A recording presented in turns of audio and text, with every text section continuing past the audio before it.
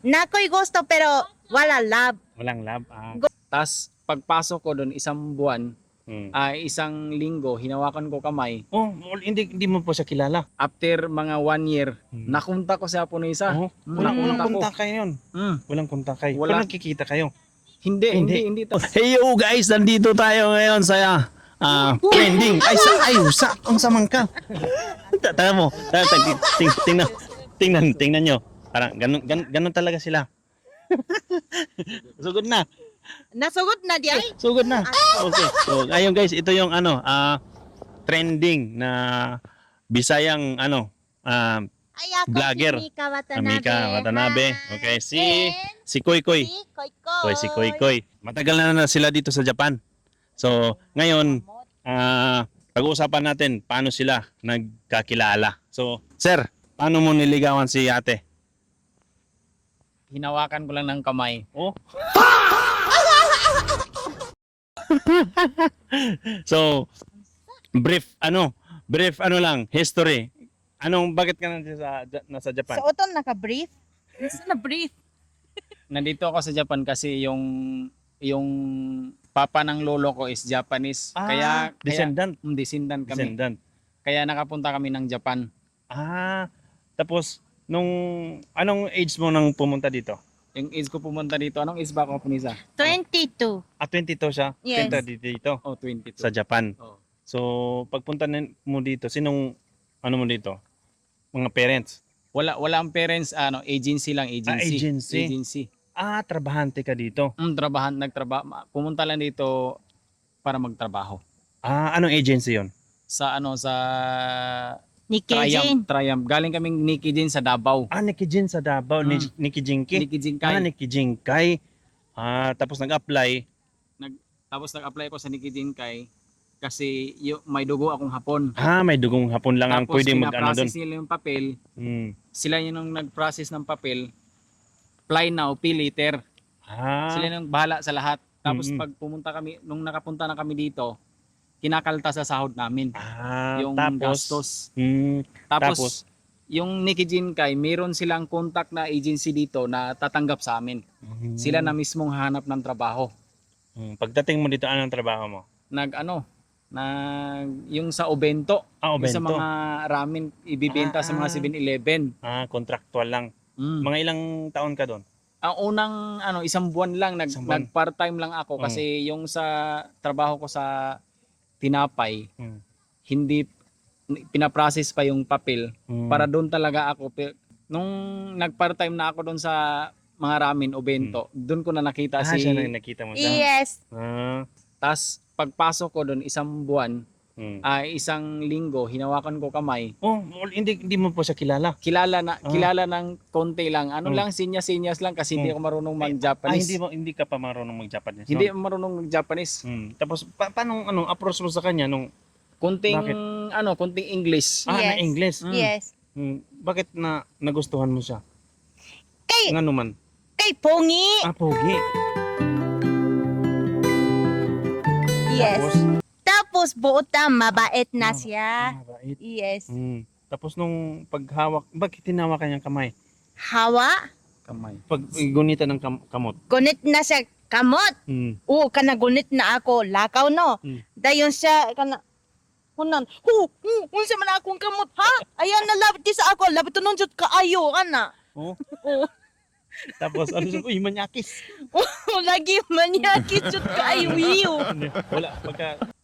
Wala pa nimo siya nagustuhan. Hindi pa nagustuhan, wala pa. Wala pa. Dayon akon gibate. Unsa man na siya oy kay dili Japanese Pinoy. Dali ra kayo love gusto ana. Dali siya Oo. Kana. Oh. Tapos anong ginawa mo, sir? Nung paghawak mo ng kamay? Kahit walang Bakit? Kinilig niya.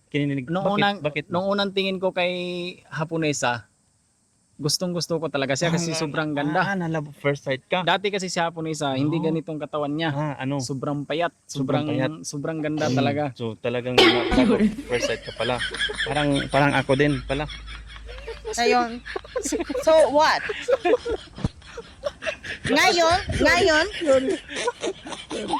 Ngayon, sobrang in love na.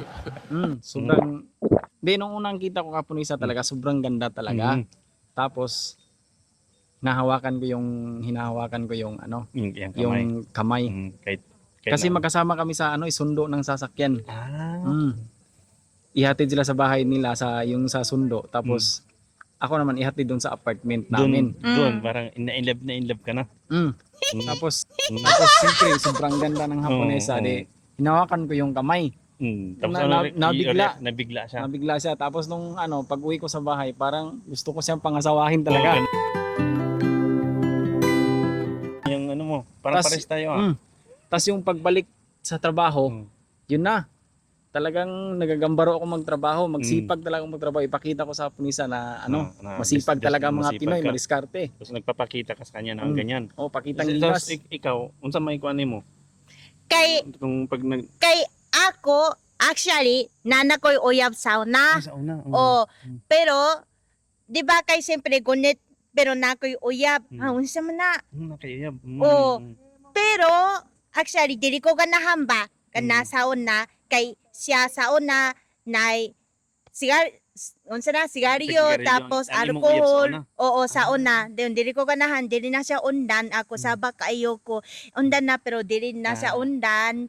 Wala dili na siya minaw. Di umrag kamay ra kay wala pa. Oh, dayon siya gunit ng kamot no. Hala gwapo lagi na siya.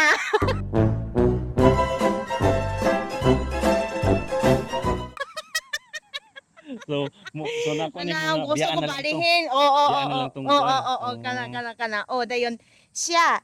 2 years na siya maghulat ko. Nagulat ka sa iha.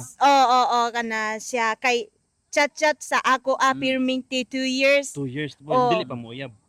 Dili. Dili pa. Hindi pa ganito yan eh. kay wala pa ako bulag. Hindi pa kayo separate nung Ganito yan eh. Ang ano niyan, nung magkasama kami sa trabaho, siyempre hinawa kong kamay. Tapos pagdating ng patapos na ako sa isang buwan lang kasi ako doon. Patapos na, hiningi ko yung Facebook niya, yung mga number niya.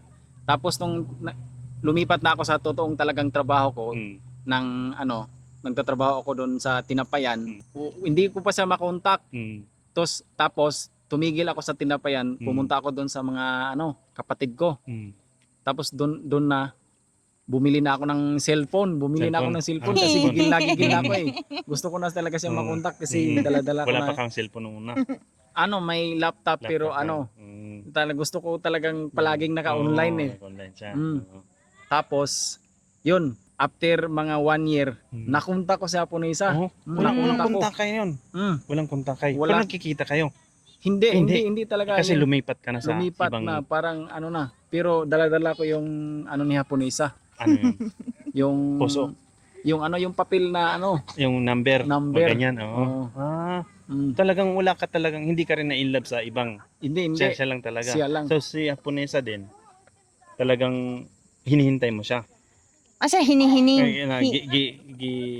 Kuan mo siya, hulat mo siya. Bisag wala mo i-contact. Siya ako manghulat. Actually sa una dili kay di ba nakoy uyab. Dayon ako yahatag nako papel kay murag thank you batabang amo at trabaho. Kana kay magaling kayo na sa trabaho, paspas kayo kamot, trabaho murag thank you na ana Pero ba. wala to ikuan nga kanang i-contact ko dire kay nakoy gusto sa mga dili siya. Pero nakoy gusto pero wala love. Walang love. Gusto ka actually English na English, communication o mas samot ba ka na learning. Pero parang gitagan nimo siya kanang number para parang kay kabalo siya mo English. kana. Nanapod kay mahibalan sa iya. Dili kay kanang nanakay gusto siya, dili. Actually. Tapos Una kay chat man, dayon naning kamot siya search Japanese translate. pareha di ay mi. No. Kana. Tapos pag text niya, mga naka-Japanese. Japanese. Nasabtan nimo. Pero katawanan ko kay lahi manggod nga na translate lahi. Pero nasabtan nimo nga. Ay Ligaw siya. tinuod di ay imong love akong gibati kana. unsay kuan niya nga na-prove niya nga nahigugma siya sa imo? Kay manghulat na siya 2 years sa ako Oh.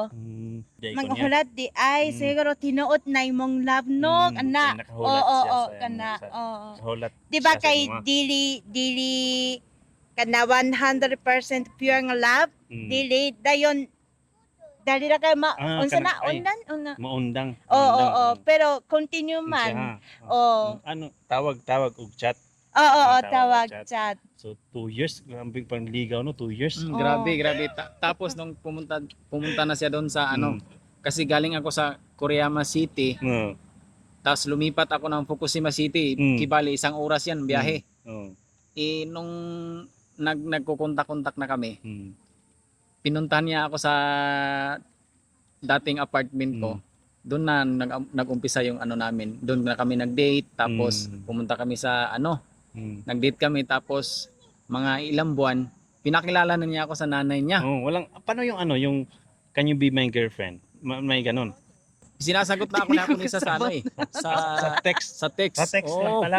Oo. Sa text, tapos nung nagkita kami, doon na talagang totoo to. Ano, totoo na Totoo talaga kayo to na ano. Oo. Tapos nung ano nun, siyempre mahal na mahal ko ni sa mahal na mahal ko siya po Punisa. Pumunta talaga ako sa diretso sa mama. sa mama. So nagpaalam ka na. Tapos ano na, magpapakasal na, ano ba? Hindi, yung ano, pinapakilala pa lang niya ako. Mm. Tapos sabi pa ng nanay, sino ba to? Sino ba to? Ganyan sabi nanay na Punisa. Tapos sabi niya, Mika, ano ba to?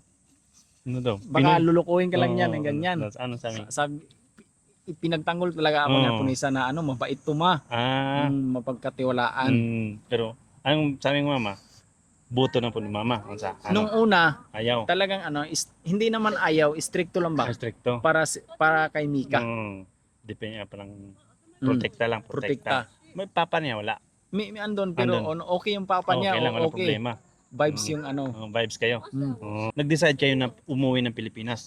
Sabi ko, dadalhin mo na kita sa amin Sa para inyo. makita mo yung ano namin. Yung So hindi pa kayo nagpakasal? Hindi pa. Hindi pa. Pinapakita ko sa kanya Yung sitwasyon mo. kung ano ba yung kung ano sa Pilipinas. Matanggap ba talaga niya? Yung pagpunta mo doon, ano, may mga aircon, mga ganyan. Wala. Walang aircon. Yung bahay namin, grabe yung ano. Walang nipa. Unsay ano mo, reaksyon mo. Okay ra kay actually akon lolo pod bukit kayo magpareha la. Pareha lang. Nanad nako. Nanaanad na ika. Pag adto nimo dito, mga tao, Haponisan Kana Nagtapok po sila. murag ako artista. Mm. Hala, unsa na pote kayo. Kana. Si Kuy Lahat daw lagi na kanang bata daghan. Daghan kayo, ato. Ulaw kayo ko, nahiya na ako. Unsa man na pagka mga istorya, dili makasabot niya Bisaya pa. Kana lang, smile lang. Smile lang. Ganun lang. Ako talaga yung magta-translate para kay Punisa Mga para pila- maintindihan niya. Ilang 1 buwan kami doon Isang sa buwan. Pinas nang uwi tapos bago umuwi. bago bumalik dito. Tapos 'di ba sa atin delikado 'di ba sa Pinas pagka Haponesa. Haponesa. Parang Andun lang siya palagi sa bahay. sa bahay. Hindi siya lumalabas. Hindi siya Baka makidnap. Kana. Wala namang pera. Dili pwede la soroy, oy. Walay kapiyansa. Walay ka ransom. Tapos pagbalik ninyo sa Japan, Pagbalik namin sa Japan, anong nasa Pilipinas na kami mga 2 weeks, 2 weeks. nag-decide na kaming magpakasal. Tapos pagbalik namin dito sa Japan, nag-process na kami ng papel na magpakasal na talaga. magpakasal na. Magpakasal na kami ni Haponesa. Tapos doon na nagpakasal na. Tapos may bahay kayo. Wala, Wala apartment pa pa. apartment. Dalawa pa. kayo na. Dalawa kami. Dalawa kayo. Tapos paano yung tawag diyan? Yung ba't marunong siya mag-Bisaya? Fluent. Anong una, pagpunta niya Pilipinas, yung 1 buwan siya nasa bahay, parang naboring siya. Na-boring. Tapos hindi siya makapagsalita doon sa Pilipinas. Kaya pagbalik niya dito sa Japan, sabi niya, kailangan kong matuto ng Bisaya. Kailangan siyang para Nag-usap kayo Bisaya. Mm. Nung una, Japanese lang. Japanese at saka konting English, Mm. i-translate ko sa kanya. Mm. Tapos nung ano, Nung bumalik, Bisaya na. nung naano niya ang Pilipinas na parang boring pag hindi siya pagka- makapagsalita ng ano, kasi nagustuhan niya yung unang uwi namin sa Pilipinas Nagustuhan talaga. niya Gustuhan talaga. niya ang Pilipinas. Kaya nung pagbalik namin dito sa Japan na, gusto na talaga niya ang Pilipinas. Kaya gusto siyang matutong magbisaya. Bisaya. Kaya pala. Bumalik ulit kayo ng Pilipinas. After 5 years. 5 years pa. Mm. Kasi nung pagbalik namin doon na galing Pilipinas, pagbalik namin dito, after 3 months nabuntis si Haponesa. Oo. Bumalik pa kami ng Pilipinas. Hindi na. Hindi. Hindi na. So dito lang talaga siya natuto ng Bisaya sa'yo. Sa akin lang siya talaga natuto ng Bisaya. Araw-araw nagbibisaya ka. Bibisaya. Oo. Ayos na. 1-in-1 Bisaya talaga. Akala ko matagal siya sa Pilipinas. Hindi. Kung kasi sa Pilipinas, bakasyon lang. Bakasyon, one month 1 lang. month. Yung pinakamatagal namin na uwi, 5 months lang. 5 months lang. Kung sa 10 years namin na pagsasama ni Haponesa, 9 months lang kaming nakauwi ng Ng Pinas. Pilipinas. Pero okay no. So pwede pa lang yung araw-araw nag-uusap. Doon talagang matuto. Tapos nga na ako gusto ko istorya Bisaya kay nana ko respeto sa iyaha, mama papa o lolo lola kana gusto ko ba diretso istorya kay nana ko respeto dayon dili ko ganahan unsa daw dili ko ganahan tabang diretso ganahan ko kay easy di ba. Wala na yung translator. Kana So ay sa mga tao na gusto magkaroon ng asawang Hapones, anong masasabi mo? Ang masasabi ko, Advice. ang advice ko, kailangan kung gusto mo talaga, gawan mo ng paraan. Kasi ang mga Haponesa mabait sila pag mabait ka talaga. Ipakita mo lang na may gusto ka at huwag kang magsawa. Huwag kang kung gusto mo, kailangan mag-effort ka kasi ibang lahi kasi tayo. Kailangan ipakita natin na mahal natin sila. Advisable din yung yung kalit manggunit og Para para siyempre matandaan kanya yun yung pinaka na natatak sa imo ha. gonet. Pero pag wala siguro Iwan ko dili ka parang wala kay Wala remembrance siguro. ha. walang remembrance. Paki-follow ng kanilang Facebook page. Yung Mika Watanabe at saka Mika Bisayang Haponesa. Yes. Sige. So guys, follow them guys sa Facebook. Okay, so Salamat kayo.